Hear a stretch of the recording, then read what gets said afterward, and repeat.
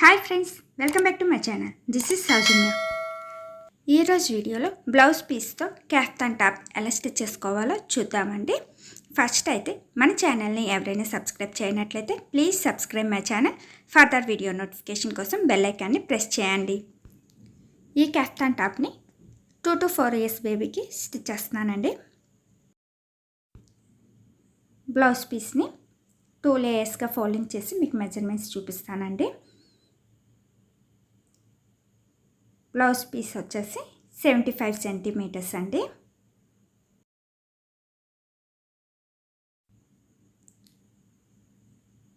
Blouse piece with 75 centimetres and క్లాత్ని 2 లేయర్స్గా folding చేసుకున్నాం కదా. సో వన్ సైడ్ లెంత్ చూపిస్తాను. One side length 56 centimetres. Total blouse piece length 112 centimetres అండి. క్లాత్ని ఈ విధంగా 2 లేయర్స్గా ఫోల్డింగ్ చేసుకోవాలి. ఫోల్డింగ్ అనేది సెంటర్లో ఉండే విధంగా చూసుకోవాలి. నెక్స్ట్ 4 లేయర్స్గా ఫోల్డింగ్ చేసుకోవాలి వీడియోలో చూపిస్తున్నట్లుగా. యాక్చువల్ చెస్ట్ మెజర్మెంట్ 6.5 ఇంచెస్ అండి. సో 5 ఇంచెస్ ఎక్స్ట్రా తీసుకోవాలి. 11.5 ఇంచెస్ తీసుకుంటున్నాను. చిన్న పాప కనుక 5 ఇంచెస్ ఎక్స్ట్రా తీసుకుంటున్నానండి. ఏజ్ బట్టి ఇంచెస్ అనేవి పెంచుకోవాలి. ఈ విధంగా చెస్ట్ మెజర్మెంట్కి 5 ఇంచెస్ ఎక్స్ట్రా క్లాత్ తీసుకొని కటింగ్ చేసుకోవాలి.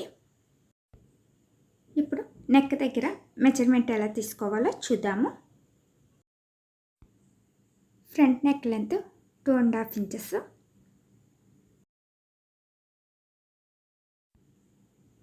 షోల్డర్ 5 ఇంచెస్ అండి. Neck part 2.5 inches, shoulder part 2.5 inches measure చేసుకోవాలి. నెక్ కర్వ్ కోసం 1 ఇంచ్ మెజర్ చేసుకొని మార్క్ చేసుకోవాలి.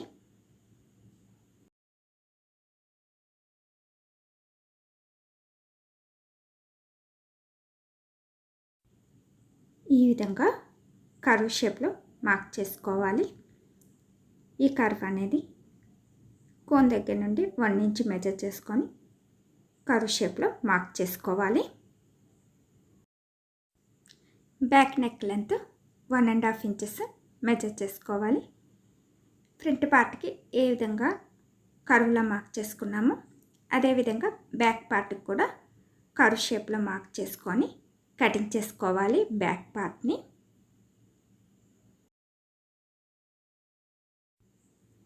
ఇప్పుడు ఫ్రంట్ పార్ట్ కటింగ్ చేసుకోవడం కోసం బ్యాక్ పార్ట్ని సెపరేట్గా పెట్టుకొని ఫ్రంట్ పార్ట్ని మాత్రమే ఈ విధంగా 2 లేయర్స్గా ఫోల్డింగ్ చేసుకొని ఫ్రంట్ నెక్కి ఆల్రెడీ మార్క్ చేసుకున్నాం కదా, ఆ మార్క్ చేసుకున్న ప్లేస్లో కటింగ్ చేసుకోవాలి.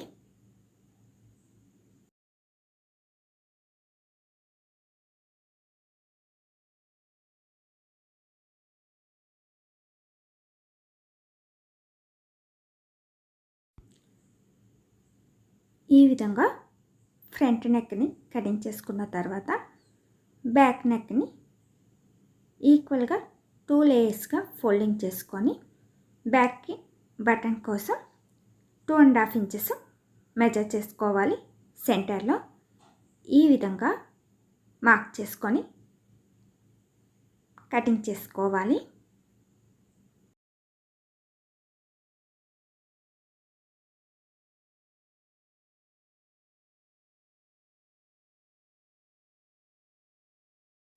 ఇప్పుడు ఫ్రంట్ పార్ట్ని బ్యాక్ పార్ట్ని కలిపి సేమ్ స్టార్టింగ్లో ఏ పొజిషన్లో అయితే ఉంచుకున్నామో అదే పొజిషన్లో సెంటర్లో ఫోల్డింగ్ చేసుకోవాలి.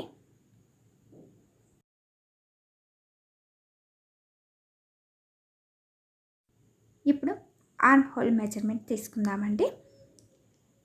ఆర్మ్ హోల్ 4.5 ఇంచెస్ మార్క్ చేసుకోవాలి. దీనికోసం కర్వ్ ఏం తీసుకోక్కర్లేదండి, బట్ మీకు చూపించడం కోసం ఈ కర్వ్ షేప్ అనేది మార్క్ చేస్తున్నాను. బట్ కర్వ్ అనేది అవసరం లేదండి. జస్ట్ 4.5 ఇంచెస్ ఈ విధంగా మెజర్ చేసుకుంటే సరిపోతుంది. చెస్ట్ 6.5 ఇంచెస్ అండి. సో ఈ 6.5 ఇంచెస్ డౌన్ పార్ట్ వరకు ఈ విధంగా మెజర్ చేసుకోవాలి.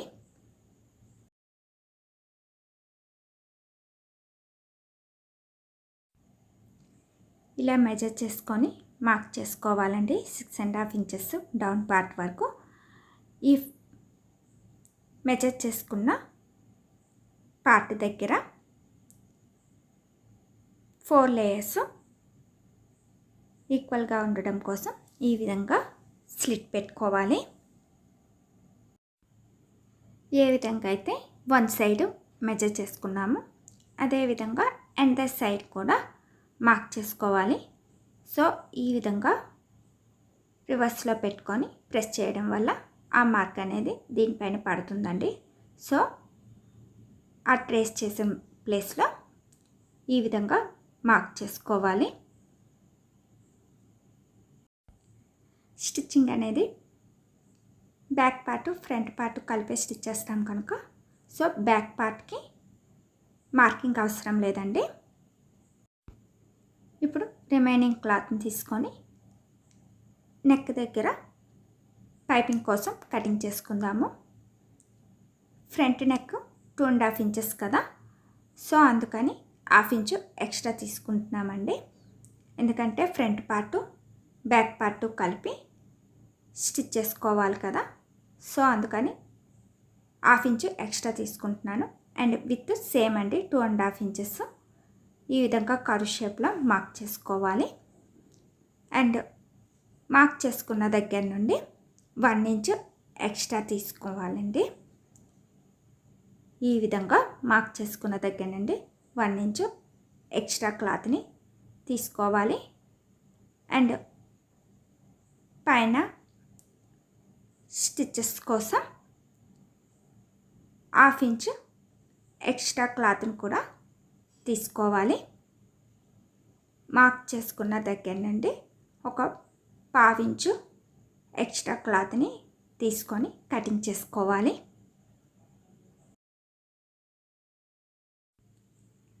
ఇదే విధంగా బ్యాక్ పార్ట్ని కూడా కటింగ్ చేసుకోవాలి.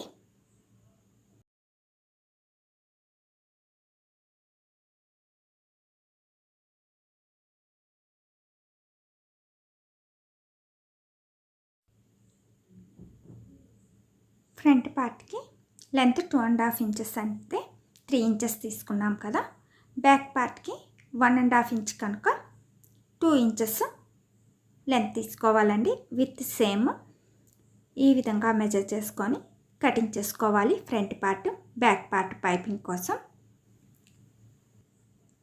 చూసారు కదా, ఫ్రంట్ పార్ట్ 2.5 ఇంచెస్ కనుక 3 ఇంచెస్ తీసుకున్నాము, బ్యాక్ పార్ట్ 1.5 ఇంచెస్ కనుక 2 ఇంచెస్ తీసుకుంటున్నాము. ఇప్పుడు రిమైనింగ్ క్లాత్ని ఫ్రంట్ బెల్ట్ కోసం అండ్ బ్యాక్ థ్రెడ్స్ కోసం యూజ్ చేస్తున్నానండి. లెంత్ 24.5 ఇంచెస్ ఉంది. సో దీన్ని 3 పార్ట్స్గా డివైడ్ చేస్తున్నానండి. విత్ 6 ఇంచెస్, సో 2 ఇంచెస్గా డివైడ్ చేస్తున్నాను.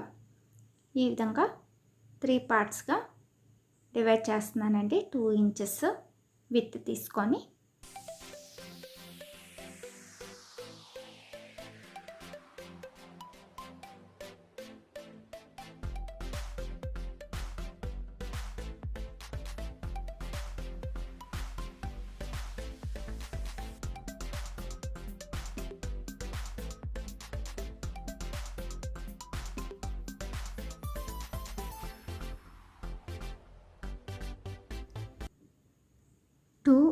బ్యాక్ థ్రెడ్స్ కోసం 1 ఫ్రంట్ బెల్ట్ కోసం అండి. ఈ విధంగా 3 పార్ట్స్గా కటింగ్ చేసుకోవాలి. ఇప్పుడు స్టిచ్చింగ్ ఎలా చేసుకోవాలో చూద్దామండి. సైడ్న స్ట్రైట్గా ఉంది కదా, సో ఈ విధంగా సైడ్స్ ఫోల్డింగ్ చేసుకొని స్టిచ్ చేసుకోవాలి.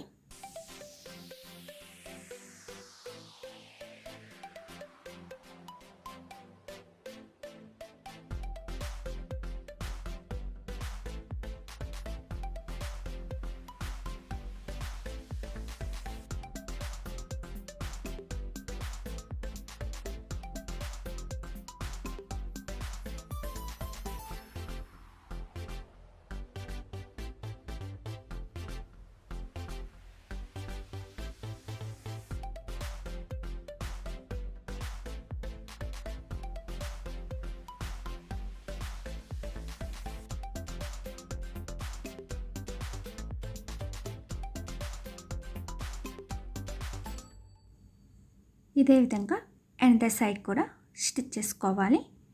ఎనదర్ సైడ్ కూడా స్టిచ్ చేసుకున్న తర్వాత డౌన్ పార్ట్లో కూడా ఈ విధంగా ఫోల్డింగ్ చేసుకొని స్టిచ్ చేసుకోవాలి.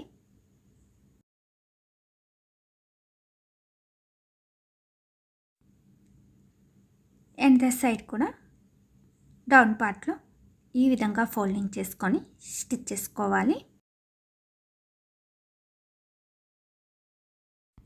ఇలా 4 సైడ్స్ స్టిచ్ చేసుకున్న తర్వాత షోల్డర్ దగ్గర నుండి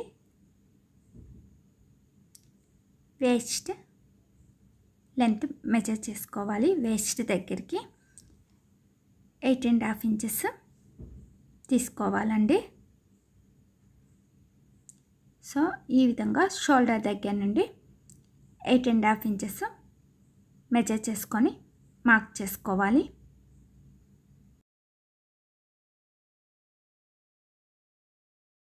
ఇప్పుడు ఫ్రంట్ బెల్ట్ కోసం ఆల్రెడీ కటింగ్ చేసుకున్నాం కదా, 2 ఇంచెస్ విత్ ఉన్న క్లాత్ని, ఆ క్లాత్ని ఎలా పెట్టుకోవాలనేది ఇప్పుడు చూద్దామండి.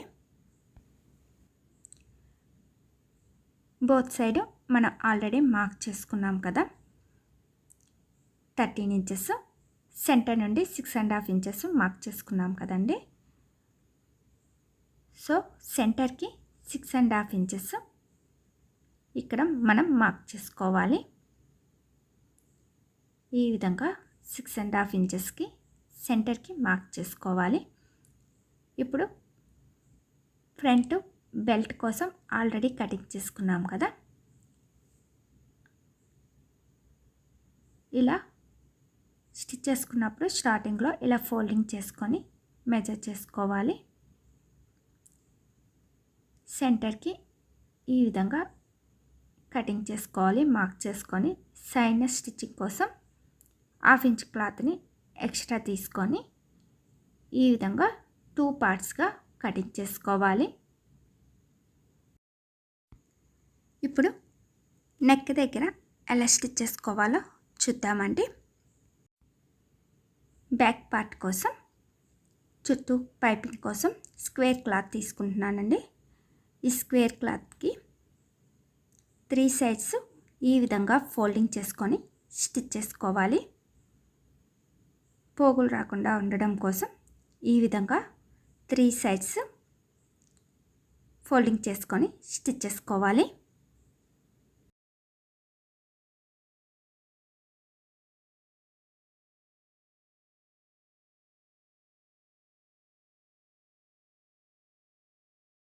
ఈ విధంగా స్టిచ్ చేసుకున్న తర్వాత క్లాత్ని వీడియోలో చూపిస్తున్నట్లుగా ఈ విధంగా పెట్టుకొని బ్యాక్ పార్ట్ దగ్గర ఈ విధంగా స్టిచ్ చేసుకోవాలి.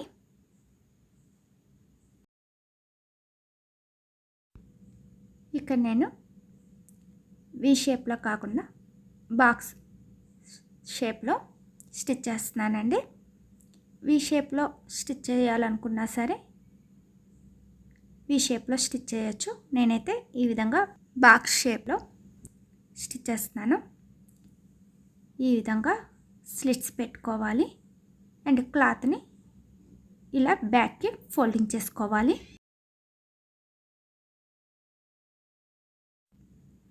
ఈ విధంగా క్లాత్ని లోపలికి ఫోల్డింగ్ చేసుకున్న తర్వాత పైనుండి కూడా ఇంకో స్టిచ్ వేసుకోవాలండి.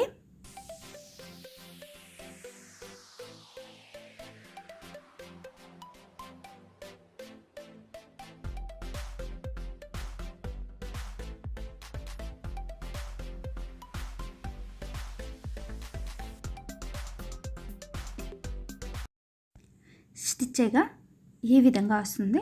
ఇప్పుడు నెక్ చుట్టూ పైపింగ్ ఎలా చేసుకోవాలో చూద్దాము. ఆల్రెడీ మనం ఫ్రంట్ పార్ట్ బ్యాక్ పార్ట్ కోసం కటింగ్ చేసుకున్నాం కదా, ఆ 2 పార్ట్స్ని ఈ విధంగా జాయిన్ చేసుకోవాలి. 1 సైడ్ మాత్రమే ఈ విధంగా జాయిన్ చేసుకోవాలండి.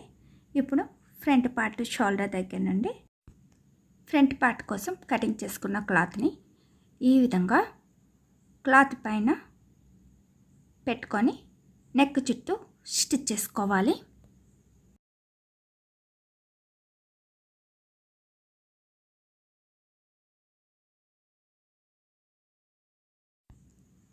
ఈ విధంగా ఫ్రంట్ సైడ్ స్టిచ్ చేసుకున్న తర్వాత బ్యాక్ సైడ్ వన్ సైడ్ ఈ విధంగా స్టిచ్ చేసుకొని లోపలి ఫోల్డింగ్ కోసం ఎక్స్ట్రా క్లాత్ ఉంచుకొని కటింగ్ చేసుకోవాలి. ఫోల్డింగ్ కోసం ఈ విధంగా ఒక 1/2 ఇంచ్ క్లాత్ని ఎక్స్ట్రా ఉంచుకొని కటింగ్ చేసుకోవాలి. ఈ ఎక్స్ట్రా ఉంచిన క్లాత్ని ఎడ్జెస్లో లోపలికి ఫోల్డింగ్ చేసుకొని స్టిచ్ చేసుకోవాలి.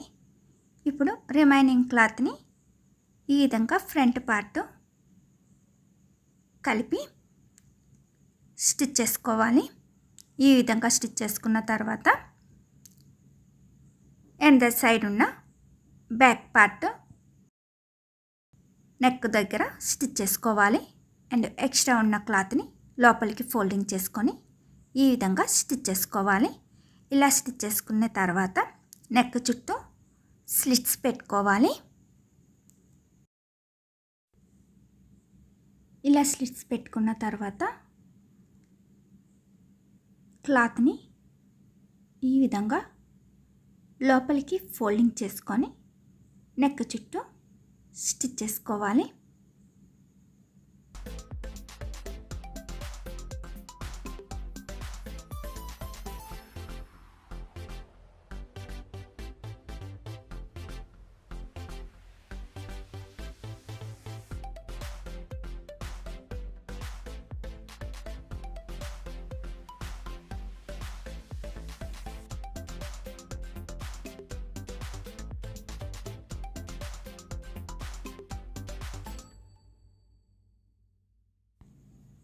ఈ విధంగా క్లాత్ని లోపలికి ఫోల్డింగ్ చేసుకొని నెక్ చుట్టూ స్టిచ్ చేసుకోవాలి.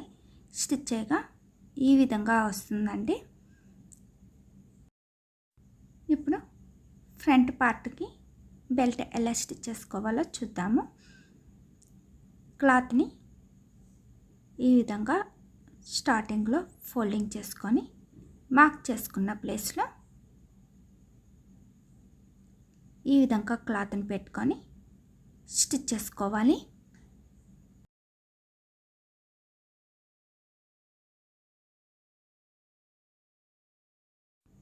ఇప్పుడు సెంటర్లో మార్క్ చేసుకున్నాం కదా, ఆ మార్క్ చేసుకున్న దగ్గర ఈ రిమైనింగ్ ఉన్న క్లాత్ని ఫోల్డింగ్ చేసుకొని స్టిచ్ చేసుకోవాలి. ఇప్పుడు ఎండర్ క్లాత్ని కూడా ఇదే విధంగా స్టార్టింగ్లో ఫోల్డింగ్ చేసుకొని ఈ విధంగా పెట్టుకొని స్టిచ్ చేసుకోవాలి.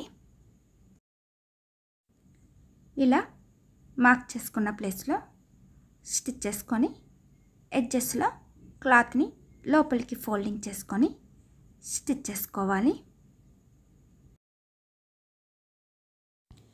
ఇక్కడ పైపింగ్ చేసుకొని పెట్టుకున్నానండి థ్రెడ్స్ని.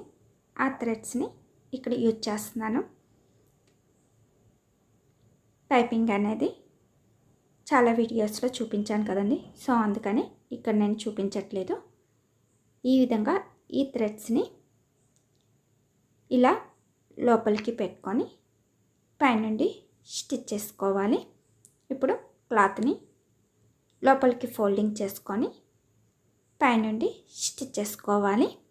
ఈ పైపింగ్ థ్రెడ్స్ అనేవి క్రాస్ క్లాత్ తీసుకొని 2 లేయర్స్గా ఫోల్డింగ్ చేసి స్టిచ్ చేసుకొని క్లాత్ని రివర్స్ చేసుకోవాలండి. ఈ విధంగా పైపింగ్ థ్రెడ్స్ని స్టిచ్ చేసుకోవాలి. అండ్ కింద స్క్వేర్ క్లాత్ తీసుకొని క్రాస్గా స్టిచ్ చేసుకొని రివర్స్ చేసుకోవాలండి. సో ఈ విధంగా హ్యాంగింగ్స్ వస్తాయి. మన ఛానల్లో చాలా వీడియోస్లో ఇవి స్టిచ్ చేశాను కదండి, సో అందుకని ఇప్పుడు స్టిచ్ చేయట్లేదు. ఎండర్ సైడ్ కూడా ఇదే విధంగా థ్రెడ్ని పెట్టుకొని సైడ్ స్టిచ్ చేసుకోవాలి. అండ్ కింద క్లాత్ని లోపలికి ఫోల్డింగ్ చేసుకొని స్టిచ్ చేసుకోవాలి.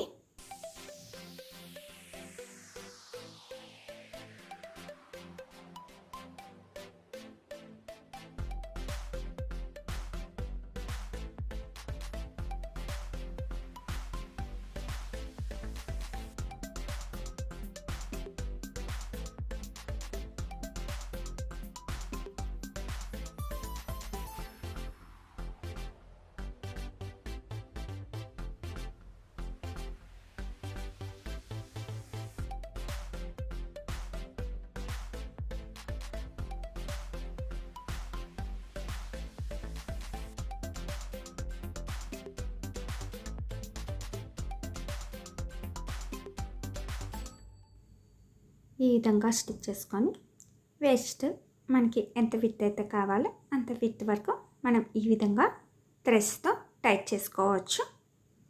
అండ్ సైడ్స్ మార్క్ చేసుకున్న ప్లేస్లో డౌన్ పార్ట్ వరకు స్టిచ్ చేసుకోవాలి. ఇక్కడ ఈ మార్క్ చేసుకున్న ప్లేస్లో మనం పైనుండే ఫ్రంట్ పార్టు బ్యాక్ పార్టు కలిపి స్టిచ్ చేసుకోవాలండి. లోపల నుండి స్టిచ్ చేసుకోకూడదు. ఈ టాప్ కోసం ఈ విధంగా స్టిచ్ చేసుకోవాలి. అండ్ సైడ్ కూడా ఇదే విధంగా మార్క్ చేసుకున్న ప్లేస్లో స్టిచ్ చేసుకోవాలి.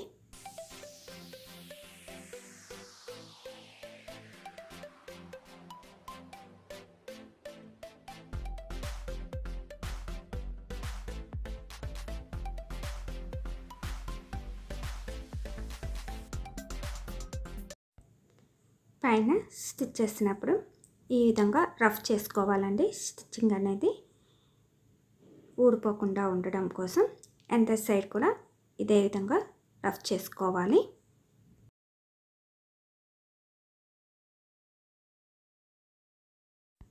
ఈ విధంగా స్టిచ్ చేసుకున్న తర్వాత బ్యాక్ పార్ట్కి థ్రెడ్స్ కోసం ఆల్రెడీ క్లాత్ని కటింగ్ చేసుకున్నాం కదా, ఆ క్లాత్ని ఈ విధంగా 2 లేయర్స్గా రివర్స్లో పెట్టుకొని స్టిచ్ చేసుకోవాలి.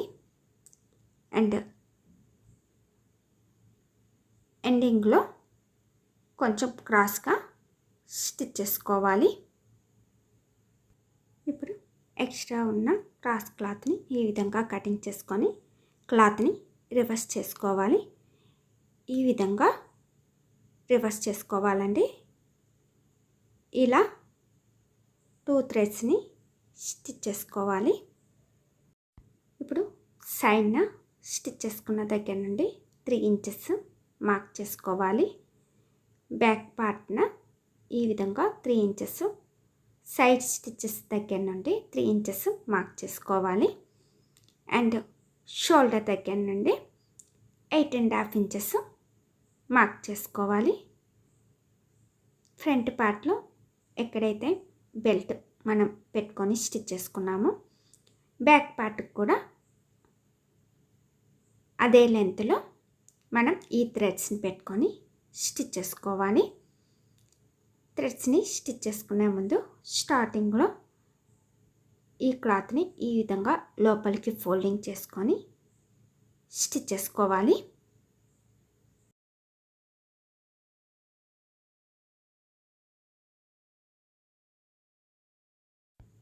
ఇప్పుడు సైడ్న మార్క్ చేసుకున్నాం కదా, మార్క్ చేసుకున్న ప్లేస్లో ఈ థ్రెడ్ని ఈ విధంగా పెట్టుకొని స్టిచ్ చేసుకోవాలి.